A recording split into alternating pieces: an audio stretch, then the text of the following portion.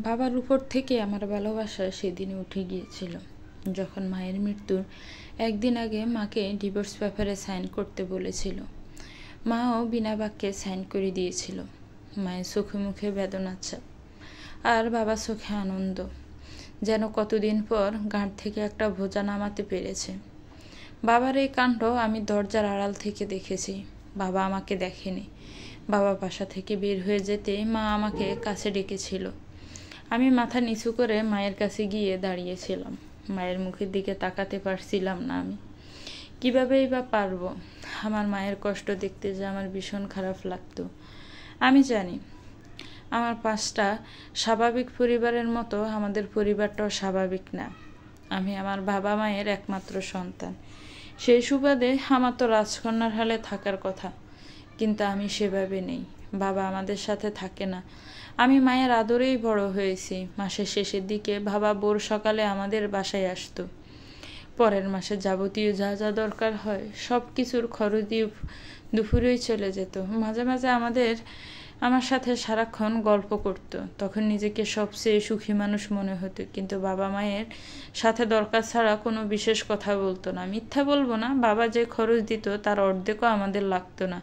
কিন্তু মায়ের তার স্বামীর অভাব আর আমার বাবার অভাবটা থেকেই যেত। আমি জানি আমরা আলাদা রকম পরিবার।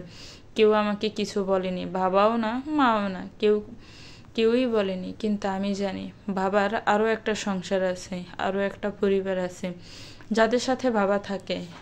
আমার মাঝে মাঝে বাবাকে প্রশ্ন করতে ইচ্ছা হয়, বাবা, আমার কি আরও ভাই বোন আছে? তারা কেমন? তারা কি তোমাকে ভালোবাসে? তুমিও কি তাদের ভালোবাসো?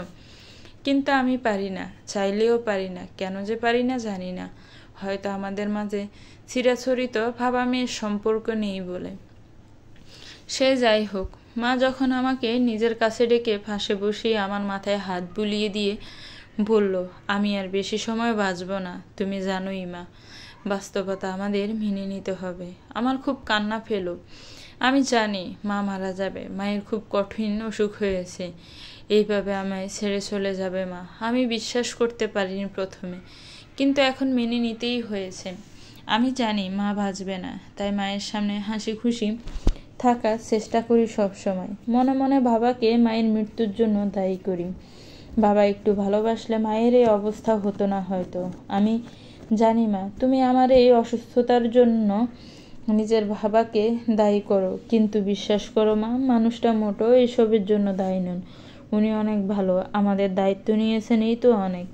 আমি কিছু বলতে যাব তার আগে মা আমাকে থামিয়ে দিয়ে ওয়ারড্রোবের কাছে গিয়ে একটা ডায়েরি নিয়ে আসলো। আমার পাশে বসে সেটাতে গভীর মমতায় হাত বুলাতে বুলাতে বলল, এই যে ডায়েরিটা দেখছো, এটা হচ্ছে আমার জীবন।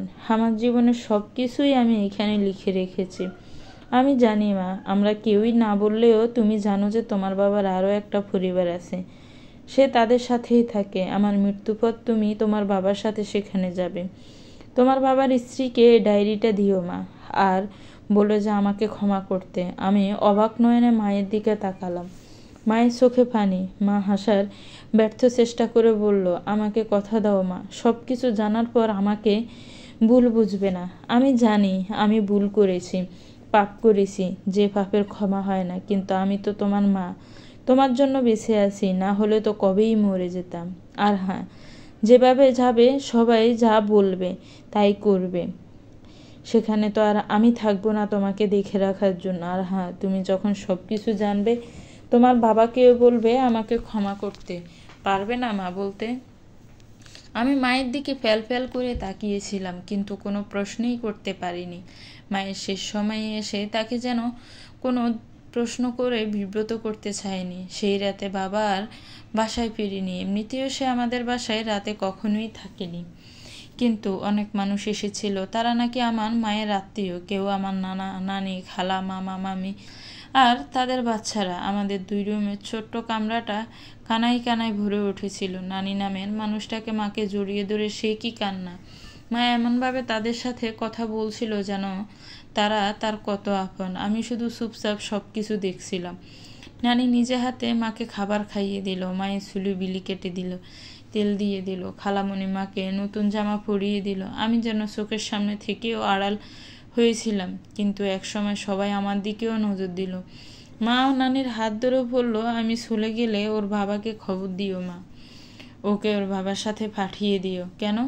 ওর সাথে কেন ওকে দিব? আমরা কি মরে গেছি নাকি? এতদিন শর্ত অনুযায়ী আমরা কেউ কিছু করতে পারিনি তোর জন্য, কিন্তু তোর মেয়ে আমাদের দায়িত্ব, আমাদের কাছে থাকবেও। মামা বলল, না ভাইয়া, আমি চাই না ও তোমাদের সংসারে যাক।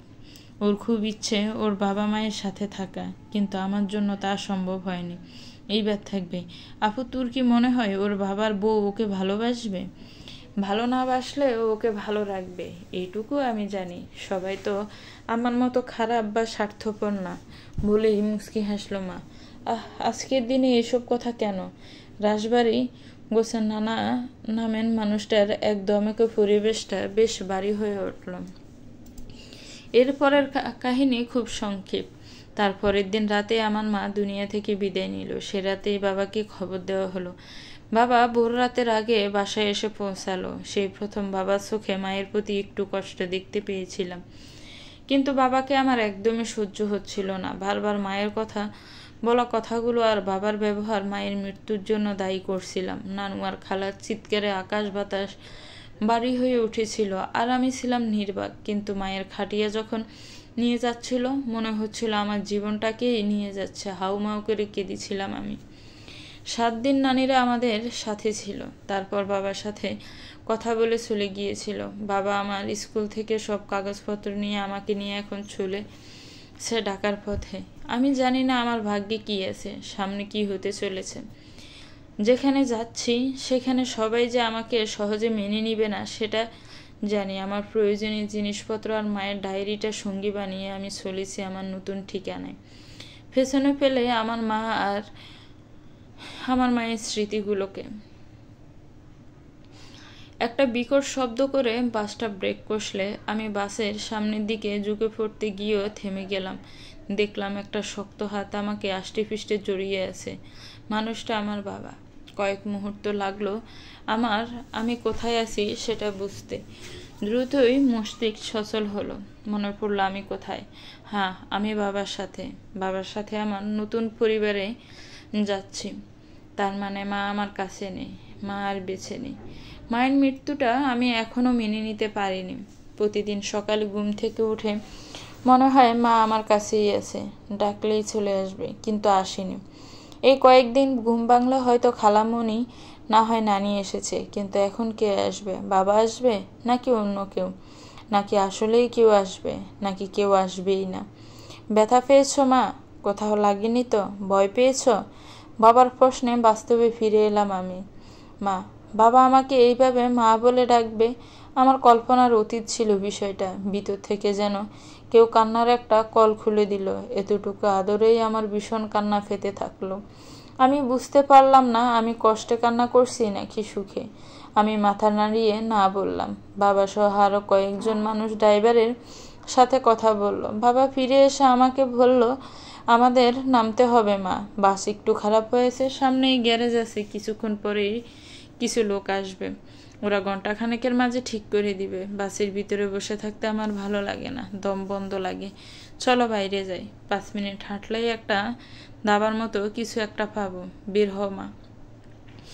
আমি মন্ত্রমুগ্ধের মতো করে বাবার পিছনে গেলাম। বাসের লাইটের মৃদু আলোয় হাত ঘড়ি দেখলাম রাত 4টার কাছাকাছি। তার মানে ভোর হতে খুব দেরি নেই। আমাদের সাথে আরো কিছু মানুষ যাচ্ছিল। বাবা সবার সাথেই কথা বলতে বলতে হাঁটছিল। একজন লোক আমার দিকে তাকিয়ে বাবাকে প্রশ্ন করে, ভাই, ও কি আপনার মেয়ে? বাবাও হেসে জবাব দেয়, হ্যাঁ, ও আমার মেয়ে। আমি দেখেই বুঝেছিলাম বাবা মেয়ের চেহারা তো একেবারে একই রকম, একেবারে কার্বন কপি একজন আরেকজনের। যে কেউ দেখে বলে দিবে যে ও আপনার মেয়ে। আমি একটু মুচকি হাসলাম। আসলে বাবা আর আমার চেহারায় অনেক মিল। মা বলতো আমার হাসিটাও নাকি বাবার মতো, এমনকি নাকটাও। মা মাঝে মাঝে অভিমান করে বলতো, তোকে পেটে ধরেছি আমি। পুরো প্রেগনেন্সির সময় আমি তোর আর আমার খেয়াল রেখেছি, আর তুই হয়েছিস তোর বাপের মতো। এটা কি ঠিক কাজ করেছিস তুই মা? বলতো আমাকে। মায়ের কথাগুলো শুনে আমি খিলখিল করে হাসতাম। আমার সময় কাটতো ওই মায়ের সাথে, তাই মায়ের সাথেই বন্ধুত্ব ছিল। কিন্তু এখন সবই স্মৃতি, শত খুঁজলো মাকে আর ফিরে পাবো না, পাবো শুধু স্মৃতিগুলোকে। কিন্তু স্মৃতিগুলোতে দগদগে গা আর বাবার প্রতি তীব্র ঘৃণা কিংবা অভিমান। মাঝে মাঝে মনে হয় বাবার প্রতি অনুভূতি ঠিক ঘৃণা। আমার মায়ের কথাগুলো মনে পড়লে মনে হয় অভিমান। কিছুক্ষণ পরেই আমরা রেস্টুরেন্টে বসে খাওয়া শুরু করলাম। কোনোদিন ভাবিনি বাবার সাথে এইভাবে বাইরে এসে খেতে পারবো। স্কুলে বান্ধবীদের দেখতাম, ওদের বাবারা এসে ওদের নিয়ে যেত। ছুটির দিনে বাবার সাথে ঘুরতে যেত, বছরের শেষে বিভিন্ন জায়গায় বেড়াতে যেত। আমাকে এসে ছবি দেখাতো, কত কি করেছে সেই সবের গল্প করত। একবার এক বান্ধবী সিলেট থেকে ফিরে এসে বলেছিল ও নাকি পাহাড় দেখেছে। আমারও ভীষণ ইচ্ছে হলো পাহাড় দেখার। মনে মনে ভাবলো এইবার বাসায় ভাবা আসলে ভাবাকে বলে কোনোভাবে সিলেট যাবেই যাবে। কিন্তু মেয়েটি যখন বলল ও পাহাড়ে উঠতে ভয় পাচ্ছিল, তখন ওর বাবা ওকে পিঠে নিয়ে পাহাড়ে উঠেছিল। মুহূর্তে আমার মনটা খারাপ হয়ে গিয়েছিল। বাবার পিঠে কেউ উঠে নাকি? বাবা ব্যথা পায় না? মেয়েটি তখন একা একাই বলছিল, জানিস আমার বাবা আমাকে কত ভালোবাসে। আমি যখন ছোট ছিলাম তখন বাবা অফিস থেকে ফিরে আমার সাথে ঘোড়া খেলতো। আমি অবাক হয়ে জিজ্ঞেস করেছিলাম, ঘোড়া কি খেলা? বিস্ময় চোখ বড় বড় করে মেয়েটি আমাকে উত্তর দিয়েছিল, তুই তাও জানিস না? বাবা হামাগুড়ি দিত আর আমি বাবার পিঠে উঠে বলতাম, ঘোড়া ওইদিকে যাও, ওইদিকে যাও। তুই ক্লাস 4-এ পড়িস, তাও ঘোড়া খেলা জানিস না? বলে খিলখিল করে হেসে উঠেছিল মেয়েটি।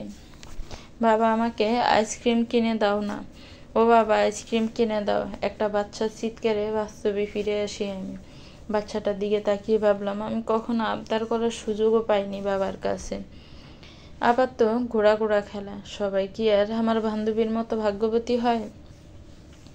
একটা কাপলকে দেখলাম, ছোট্ট একটা বাচ্চা মেয়ে আছে তাদের সাথে। বাচ্চাকে মা মুখে তুলে খাবার খাওয়ানোর ব্যর্থ চেষ্টা করছে। বাবাটা কিছুক্ষণ পরে নিজের মুখটাকে জোকারের মতো করে তাকে বাচ্চাটা খিলখিল করে হাসছে, আর সেই সুযোগে মা বাচ্চাকে খাওয়াচ্ছে। আমার অস্থির লাগতে শুরু করলো। আমি যেন অন্য এক জগতে এসে পড়েছি। এইখানে সবকিছু আমার জগতের বিপরীত। আমার নিঃশ্বাস নিতেও যেন কষ্ট হচ্ছিল। একটা বাচ্চা মেয়েকে মা মুখে তুলে খাবার খাইয়ে দিচ্ছে। আমার হঠাৎ করে মায়ের কথা মনে পড়ে গেল। আমার মাও আমাকে এইভাবে খাইয়ে দিত। আমায় ভালোবাসার জন্য কেউ ছিল না বলেই হয়তো মা আমাকে এত ভালোবাসত। আমাকে কোনো কাজই করতে দিত না, আমার সব কিছু মুখের সামনে এনে রাখত। রান্না করা ভাত আর গ্লাস ভর্তি পানি সবসময় পেয়েছি আমি। এতটাই আদুরে ছিলাম আমি। কিন্তু যখন মা অসুস্থ হয়ে পড়ল, আমাকে মা নিজে হাতে ধরে সব কাজ শিখিয়েছে। এখন সবই পারি আমি। হয়তো মা জানতো এইরকম দিন আসবে কোনোদিন, তাই হয়তো তার আগাম প্রস্তুতি নিয়েছিল।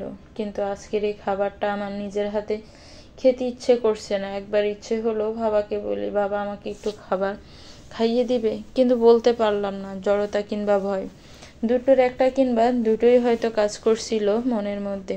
আর তাছাড়া 16 বছরের মেয়েকে কেউ কেন খাইয়ে দিবে, যেখানে আমি সামনের বছরই SSC দেব।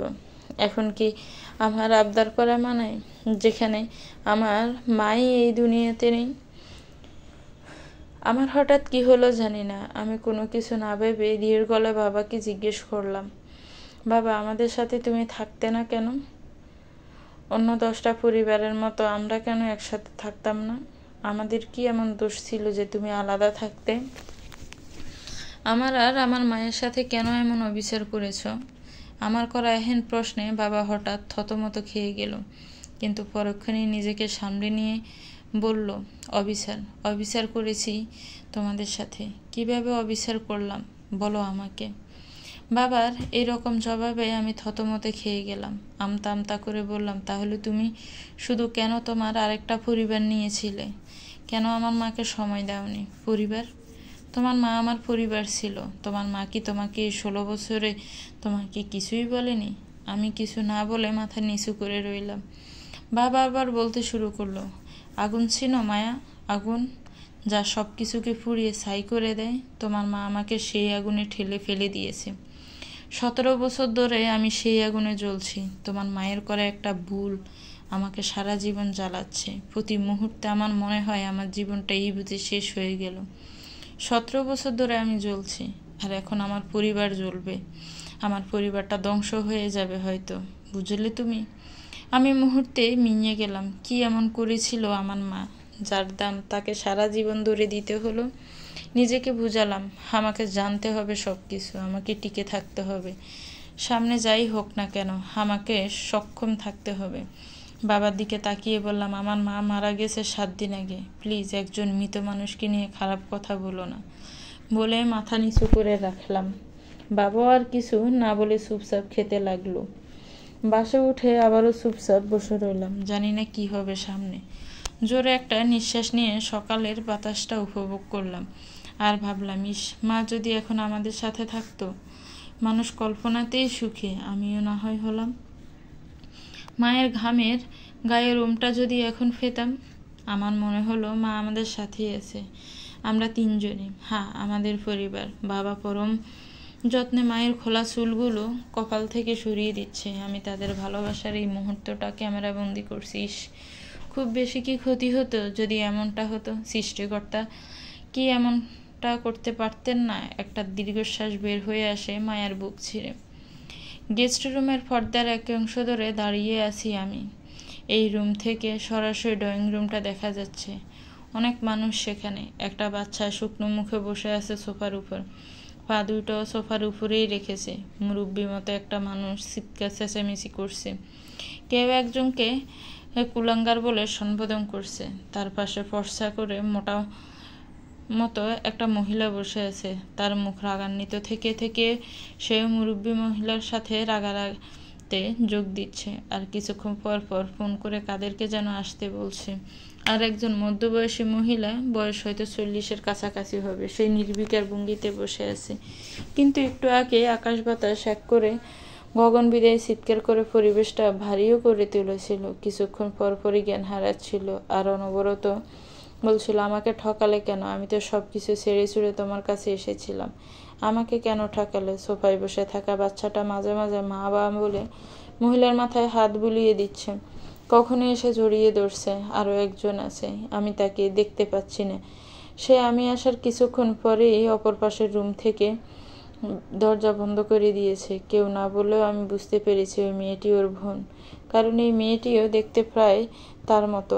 বলতে গেলে মেয়েটিও তার বাবার মতোই হয়েছে, কিন্তু বাচ্চা ছেলেটি হয়েছে তার মায়ের মতো। মেয়েটির বয়স 12 কি 13 হবে হয়তো, ছেলেটির হয়তো বা 10-11। আর ওদের মায়ের বয়সও কম, আমার মায়ের চাইতেও কম। আমার হঠাৎ মনে হলো আমার মা হয়তো বা বাবার প্রথম স্ত্রী আর এই মহিলা দ্বিতীয়, কারণ ওর বয়সও কম, আমার এই বাচ্চাদের বয়সও কম, আমি ওদের চাইতে অনেক বড়। কিন্তু যদি এই মহিলা বাবার দ্বিতীয় স্ত্রী হয়, তবে এরা এত কান্নাকাটি করছে কেন? এরা কি বাবার আগের পরিবার সম্পর্কে কিছুই জানতো না? ইস, বাবাটাই বা কোথায় গেল? আমাকে এই বাসায় এনে সবার উদ্দেশ্যে কোনো বনিতা ছাড়াই বলল, ও মায়া, আমার বড় মেয়ে সাবিহা সাব্বির, ও তোমাদের বড় বোন, আজ থেকে ও তোমাদের সাথেই থাকবে। আর সাগরিকা, আমি জানি তোমাদের সবার মনের অনেক প্রশ্ন রয়েছে, কিন্তু আমি এখন কোনো কিছু জবাব দেওয়ার জন্য প্রস্তুত নই। তোমরা ধীরে ধীরে সবই জানতে পারবে।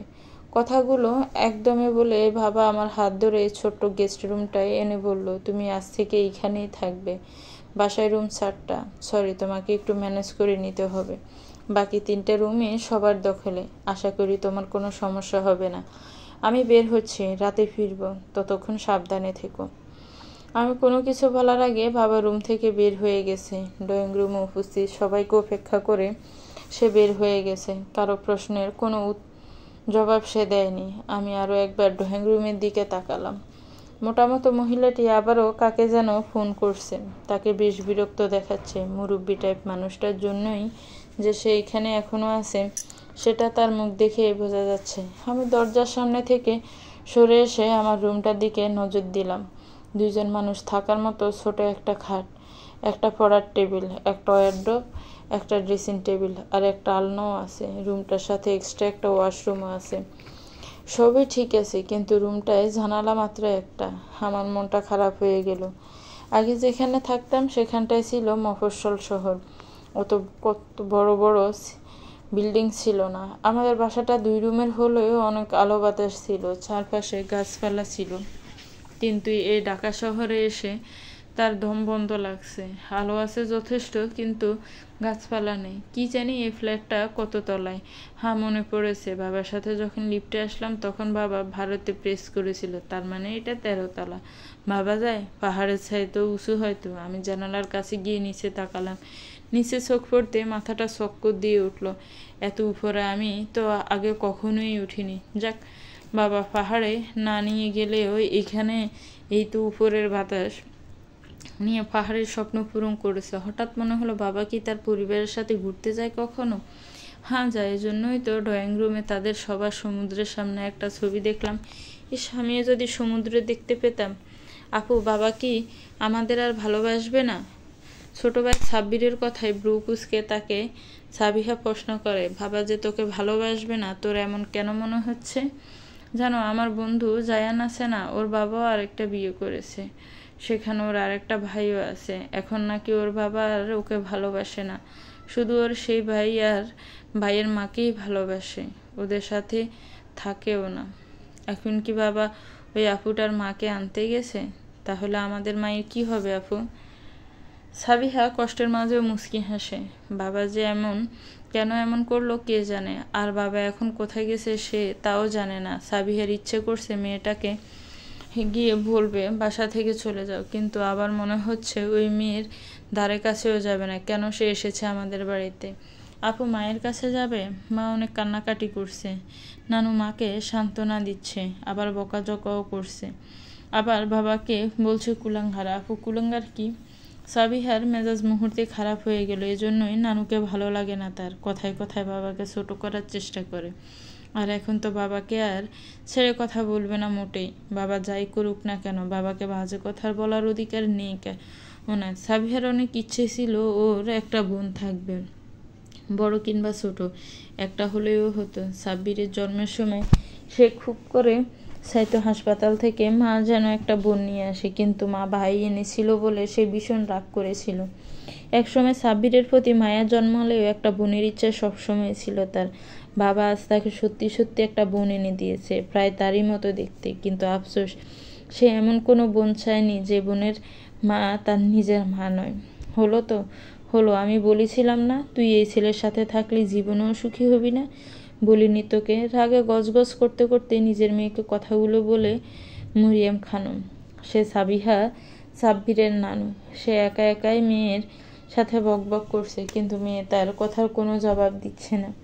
মেয়ের দিকে একবার আর চোখে তাকালো সে। 3 মেয়ের মধ্যে সবচেয়ে শান্ত স্বভাবের মেয়ে এই মেয়েটাই।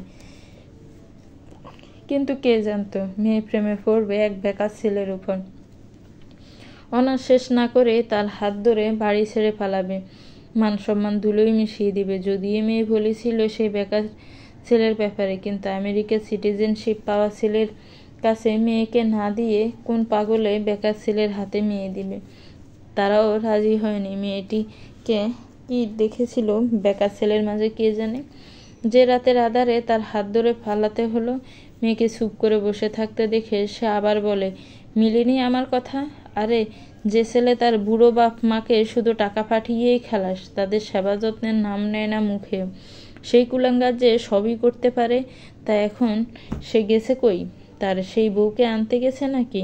তাকে নিয়ে আসলে তুই এখানে থেকে কি করবি? তুই আমাদের সাথে আমাদের বাড়িতে যাবি। বলেছিলাম না তোকে, একদিন না একদিন তোকে আমাদের বাড়ি ফিরতেই হবে। মিলল তো কথা? সতীন নিয়ে আসবে মানে?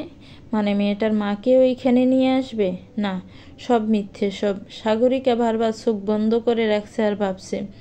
সে চোখ খুলবে, তার দেখবে সব কিছু ঠিকঠাক। সে বারবার চোখ বন্ধ করে নিজের মতো থাকতে চাইছে, কিন্তু নিজের মায়ের কথার জন্য কিছুই পারছে না। কিন্তু এখন মায়ের উপর ভীষণ বিরক্ত লাগছে তার। অন্য রুমেও যে যাবে সেই উপায়ও নেই। এক রুমে সাব্বির, আরেক রুমে তার ভাইয়ের বউ, এই রুমে তারা আছে, আর গেস্ট রুমে মেয়েটা আছে। সাগরিকার ইচ্ছে হলো একবার গিয়ে মেয়েটাকে সব জিজ্ঞেস করতে, কিন্তু ওর সামনে যেতেও কেমন যেন লাগছে। কেমন অনুভূতি সে জানে না। অস্বস্তি হচ্ছে কিংবা লজ্জা লাগছে সে বুঝতে পারছে না ঠিক। দুপুর গড়িয়ে বিকেল হতে চলল। আমি সেই ভোর রাতে খাবার খেয়েছি, তারপর আর কিছুই খাইনি। এতক্ষণ ক্ষুধা না লাগলেও এখন পেট নানান জানান দিচ্ছে তার খাবার চাই। মায়ের মৃত্যুর দিনের কথা মনে পড়ল আমার।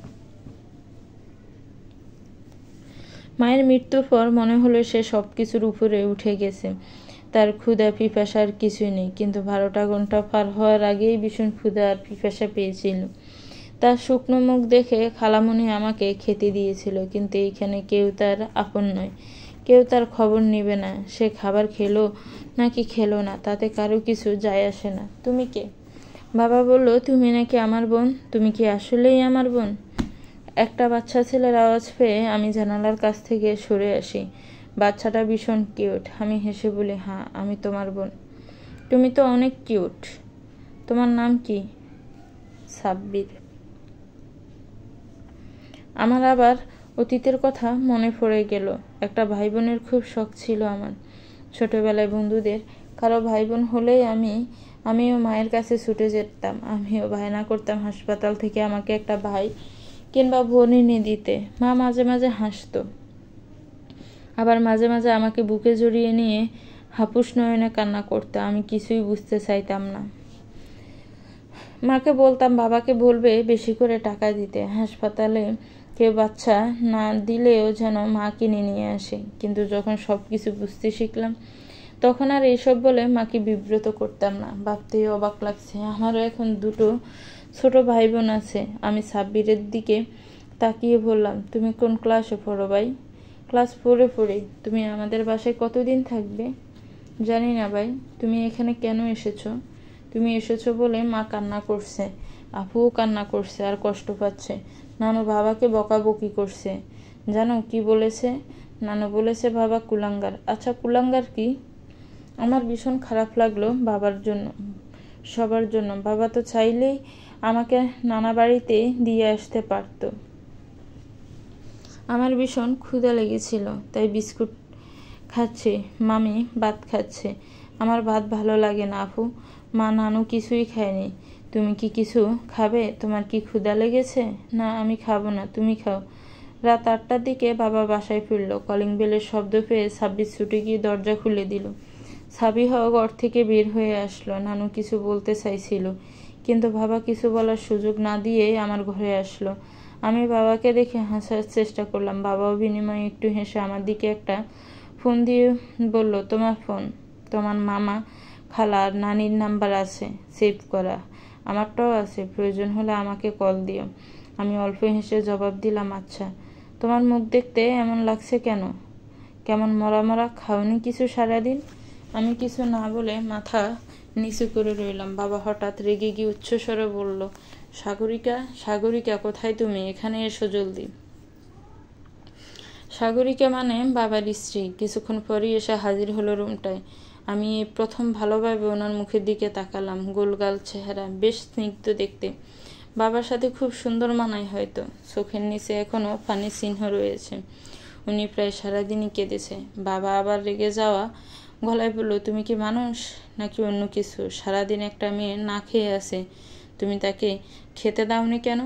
সে ভোর সকালে এসে হালকা কিছু খেয়েছে, আর এখন 8টা বাজে, এখনো কি কিছুই খায়নি? আমি মানছি ওকে মেনে নিতে তোমার সমস্যা হচ্ছে, তাই বলে একজন মানুষ হিসেবে কি তোমার ওকে খেতে দেওয়া উচিত ছিল না? বাবার কথা শুনে মহিলাটি অবাক হয়ে গেল, যেন বাবার কাছ থেকে এমন কিছু আশাই করেনি সে। কান্না চেপে রেখে বাবা চোখের দিকে তাকিয়ে বলল, ভোর সকালে খেয়েছে? আমি আর আমার বাচ্চারা কখন খেয়েছি জানো তো? গতকাল রাতে তুমি ফোন দিয়ে বললে যে সকালেই আসবে। ছেলে মেয়ে দুটো না খেয়ে তোমার জন্য বসেছিল, আর তুমি এসে ওকে রেখে চলে গেলে। ভুলে গেলে ও তোমার বড় মেয়ে। এরপর কি আর আমাদের গলা দিয়ে খাবার নামে? তোমার বাকি বাচ্চা দুটো কাল রাতে খেয়েছে, সারাদিনই না খাওয়া। আমরা কার কাছে কৈফিয়ত চাইব? বাবা কিছু না বলে মাথা নিচু করে দাঁড়িয়ে রইল। আমার বাবাকে এইরকম অসহায় অবস্থায় দেখতে মোটেই ভালো লাগছে না। বাবার স্ত্রী বাবার দিকে এগিয়ে এসে খুব শান্ত অথচ দীর্ঘায় বলল, 18 বছরের সংসার জীবনে না হলেও 17 বছর ধরে ঠকাচ্ছ আমাকে। কেন? এর জবাব তো নিশ্চয়ই তোমার কাছে আছে। বলো তো আমাকে, কি ছিল না আমার মাঝে, যার কারণে তুমি অন্য নারীতে মত্ত হয়েছিলে?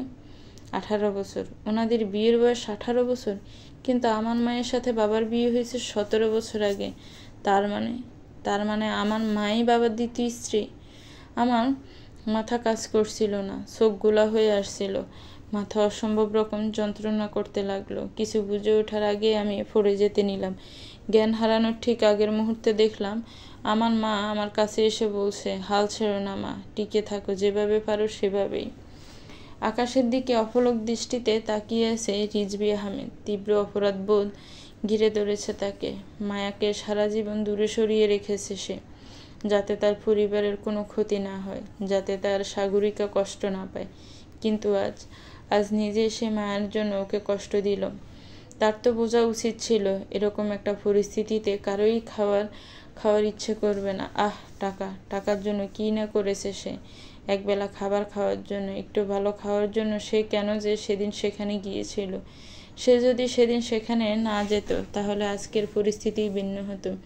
এখন আর কত টাকা চাইলেই কত দামি খাবার সে খেতে পারে, পরিবারকে খাওয়াতে পারে, কিন্তু কারো খাওয়ার মতো অবস্থায় নেই। জীবনের একটা ছোট্ট ভুল সারা জীবন বয়ে নিয়ে বেড়াতে হচ্ছে তার। খাবার খাবে না? রিজভী আহমেদ পিছনে না তাকিয়ে বুঝতে পারে এটা সাগরিকা, তার অর্ধাঙ্গিনী, যে সুখে দুঃখে বিপদে আপদে সর্বক্ষণ তার পাশে ছিল, আর আজ তাকে সে কষ্ট দিয়েছে। তার কথা ভাবেও নি সে। কথাটা মনে হতে আপনা আপনি মাথাটা নিচু হয়ে আসে তার। নিচু গলায় জিজ্ঞেস করে, তুমি খেয়েছ? খেয়েছি, জানোই তো আমি ক্ষুধা সহ্য করতে পারি না।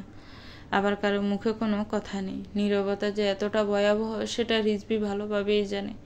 কিন্তু সাগরিকা আজকে নীরবতা সে মেনে নিতে পারছে না। সে চাইছে সাগরিকা তাকে প্রশ্ন করুক, অনেক প্রশ্ন, যে প্রশ্নগুলোর অপেক্ষায় ছিল সে 17 বছর ধরে। তোমার মনে আছে সেই দিনটির কথা, যেদিন আমরা প্রথম দেখা করেছিলাম? এক ঠোঙা বাদাম ছাড়া আর কিছুই খাওয়াতে পারোনি তুমি আমাকে। মাকে বলে এসেছিলাম দুপুরে বান্ধবীর বাসায় গিয়ে খাবো, তাই না খেয়ে বাসা থেকে বের হয়েছিলাম। তোমার পকেটের অবস্থা তখন শূন্য।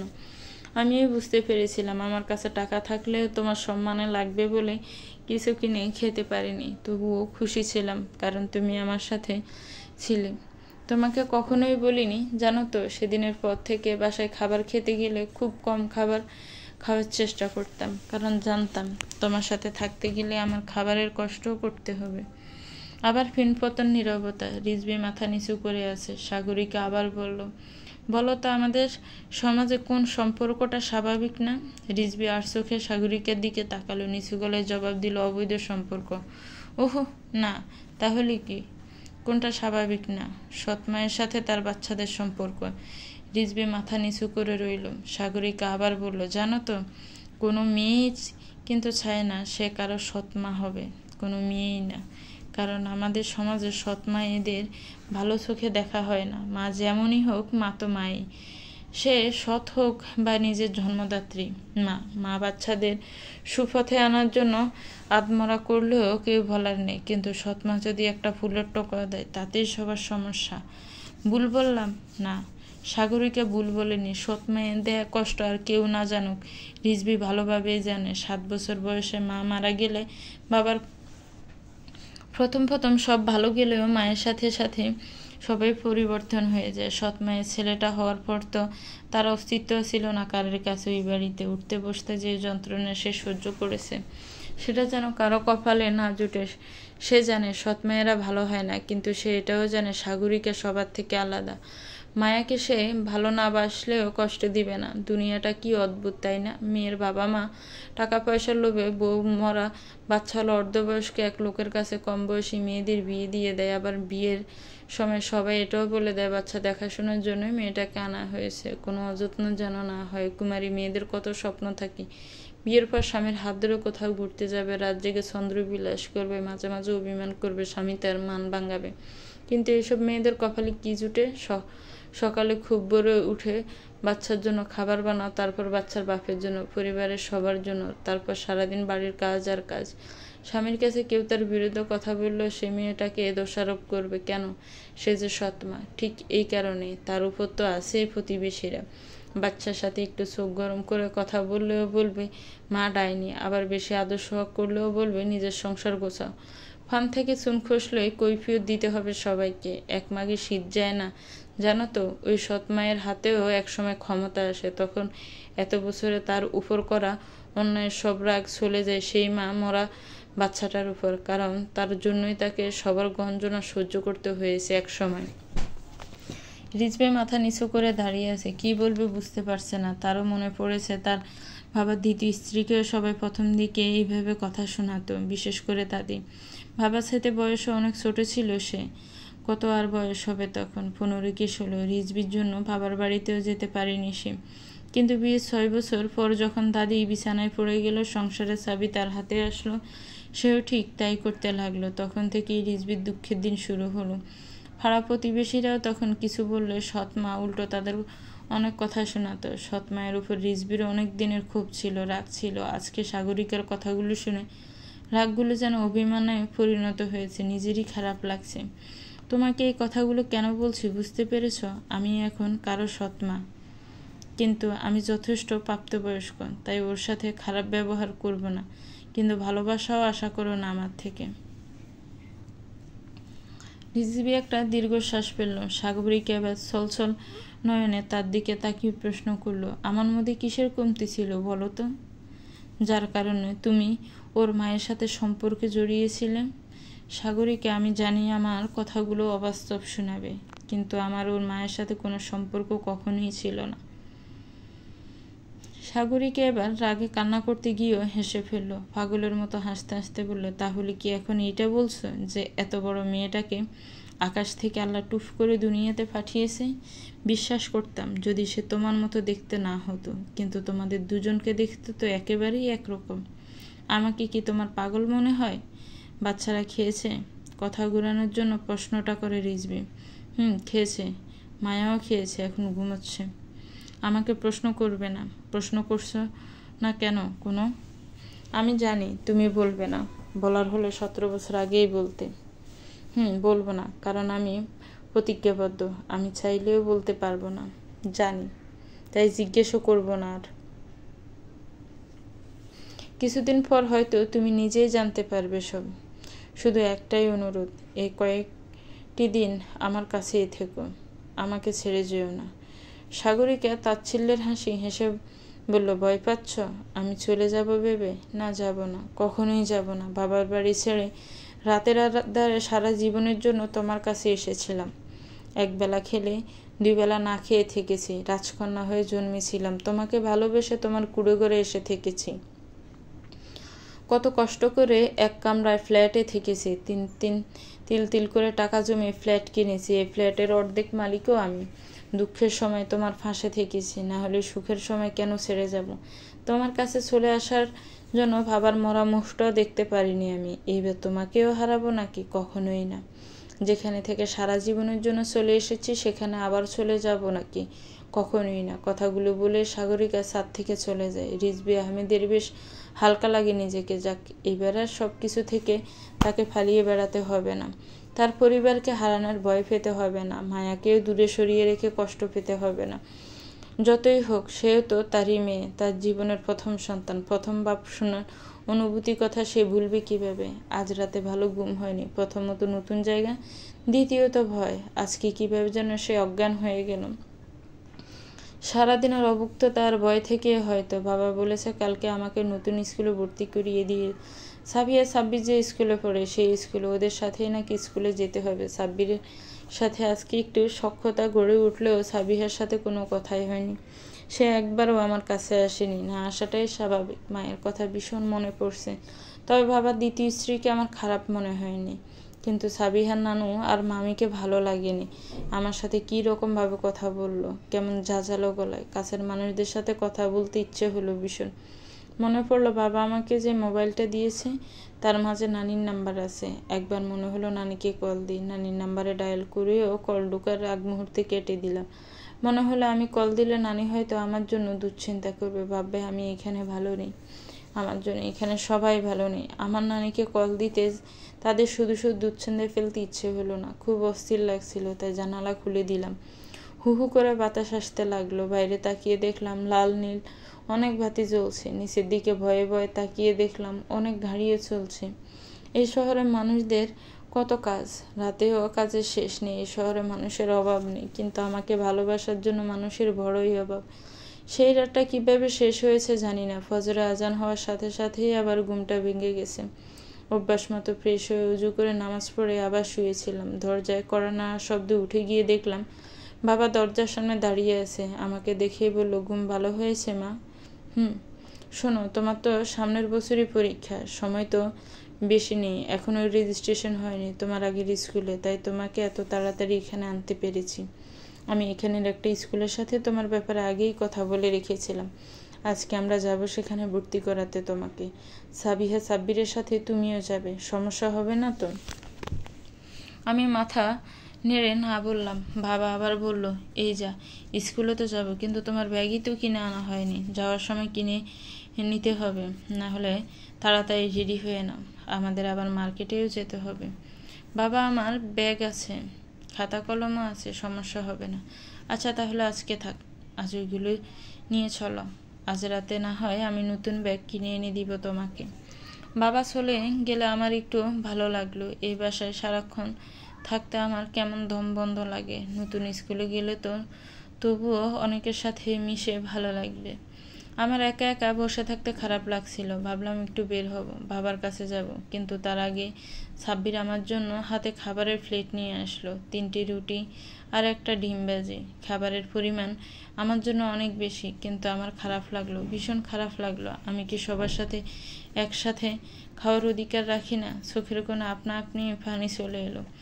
আমি চোখ মুছে খেতে যাব, তখন সাব্বির আমাকে বলল, এই তুমি কাঁদছো কেন? তোমার হয়েছে কি? তোমার কি খাবার ভালো লাগেনি? আমারও ডিম ভালো লাগে না, আমার জ্যাম পাউরুটি ভালো লাগে, কিন্তু মা আমাকে খেতে দেয় না, বলো ওইসব নাকি ভালো না। তুমি কি জ্যাম পাউরুটি খাবে? আমার জন্য আছে, তোমাকে দিব। আমার ভীষণ ভালো লাগলো, যাক কেউ তো আছে আমার, যে আমার জন্য কিছুটা হলেও ভাবে, যে আমার চোখের পানি দেখে নির্দ্বিধায় নিজের পছন্দের জিনিস আমাকে দিয়ে দিতে পারে। আমি হেসে বললাম, না, আমি জ্যাম পাউরুটি খাবো না, আমি রুটিই খাবো। আচ্ছা তোমার মা কই? সে কোথায় থাকে? মুখে খাবার দিতে গিয়েও আবার থেমে গেলাম। গলা ভারী হয়ে আসলো, কান্না মাখা গলায় বললাম, আল্লাহর কাছে চলে গেছে সাব্বির। তুই তাহলে আমাদের সাথে যাবি না? এখানেই থাকবি? তোর বাচ্চারা এরকম একটা বাজে পরিবেশে বড় হবে, তাই চাস তুই? আমি যাওয়ার জন্য আসিনি মা, আমি এখানেই থাকবো, মৃত্যু ছাড়া আর কেউ আমাকে এখান থেকে নিয়ে যেতে পারবে না। আজ মেয়েকে পাঠিয়ে দিয়েছে, কাল যদি তোর সতীন চলে আসে এখানে, তাহলে কি করবি? সাগরিকা সাব্বিরের টিফিন প্যাক করতে গিয়ে থমকে দাঁড়ায়। না, এমন কখনোই হবে না। সে জানে রিজভি আর যাই করুক না কেন তার সংসারে অন্য কাউকে আনবে না। বাবা বারবার তাড়া দিচ্ছে সব কিছু নিয়ে বের হতে, কিন্তু আমি দেরি করে ফেলেছি। আমার স্কুল ব্যাগের ভিতরে আমার কিছু ড্রেস ছিল, সেগুলো গোছাতে গিয়ে দেরি হয়ে গেছে। একটার ভেতর হাত দিতে আমার মায়ের সেই ডায়েরিটা বের হয়ে আসলো। মায়ের কথাগুলো মনে পড়ে গেল। সাব্বিরের মাকে এটা দিতে হবে, কিন্তু এখন সময় নেই, তাই ড্রেসিং টেবিলের উপরেই রেখে বের হয়ে আসলাম। আমি বের হওয়ার পরপরই সাবিহাও বের হলো ওর রুম থেকে। আমাকে দেখে ব্রু কুঁচকে ওর মায়ের দিকে তাকিয়ে জিজ্ঞেস করলো, উনি কোথায় যাচ্ছে? আমি থতমত খেয়ে দাঁড়িয়ে রইলাম। বাবা উত্তর দিল, ওকে তোমার স্কুলে ভর্তি করিয়ে দেব। ও মুখ ঘুমরা করে বলল, উনি গেলে আমি যাব না। সবাই আমাকে জিজ্ঞেস করবো উনি কে। আমি কি বলবো সবাইকে? কেন? ও তোমার যা হয় তাই বলবে। বলবে তোমার বড় বোন, আর তুমি তো বোন ভালোবাসো। সাবিয়া হয়তো আরো কিছু বলতো, কিন্তু তার আগে ওর মা বলল, সাবিয়া, এখন এসব বলার সময় নেই, সবার দেরি হয়ে যাচ্ছে, তোমার বাবাকেও আবার অফিসে যেতে হবে, কথা বাড়িও না। কিন্তু মা, উনি। কোনো কিন্তু নয়, পরে কথা হবে, এখন যাও। আমার মন কিছুটা খারাপ হলেও গাড়িতে বসে অনেক ভালো লাগলো। আমার বাবার একটা গাড়িও আছে তাহলে। সারা জীবনের স্বপ্ন ছিল বাবার সাথে স্কুলে যাব, আর সেই স্বপ্ন পূরণ হলো। আমার ভাবতেই অনেক ভালো লাগছে, ইস, যদি আগের স্কুলের বন্ধুরা এটা দেখতে পেত। সারাদিন ভালোই কেটেছে আমার, কিছু বান্ধবীও হয়েছে। বাসায় সাবিহার সাথেই এসেছি এক গাড়িতে, তবে এবার ড্রাইভার গিয়েছিল আনতে। সাব্বিরের ক্লাস আগে শেষ হয়ে যায়, তাকে আগে নিয়ে আসা হয়েছে স্কুল থেকে। বাসায় এসে মায়ের ডায়েরির কথাটা মনে পড়ল। সাব্বির কোচিংয়ে গেছে, সাবিহার রুমে। ওদের নানু আর মামিকেও দেখতে পাচ্ছি না, হয়তো চলে গেছে। এখন ওদের মাকে ডায়েরিটা দিয়ে আসতে হবে। এর চাইতে ভালো সময় হয়তো আমি আর পাবো না। তাই যখন ডায়েরিটা নিতে ড্রয়িং টেবিলের কাছে গেলাম, হাত দমটা যেন বের হয়ে আসছিল। ডায়েরিটা সে জায়গায় নেই। আমি তন্ন তন্ন করে সারা রুম খুঁজলাম, কিন্তু হায়, কোথাও নেই। কি করব আমি এখন? মায়ের গোপন কথাগুলো কিভাবে জানবো? কিভাবেই বা সাবিহার মাকে জানাবো? তো ভিউয়ার্স, গল্পটা কেমন লেগেছে একটি কমেন্টস করে জানাবেন। গল্পটা ভালো লাগলে একটি লাইক করবেন, গল্পটাকে শেয়ার করবেন। আর গল্পটার পরবর্তী পার্ট খুব শীঘ্রই আসবে। আমার চ্যানেলটাকে প্লিজ সাবস্ক্রাইব করবেন। যারা অলরেডি সাবস্ক্রাইব করে রেখেছেন তাদেরকে অনেক অনেক ধন্যবাদ। ভালো থাকবেন, সুস্থ থাকবেন, আমার চ্যানেলের সাথেই থাকবেন। আল্লাহ হাফেজ। আসসালামু আলাইকুম।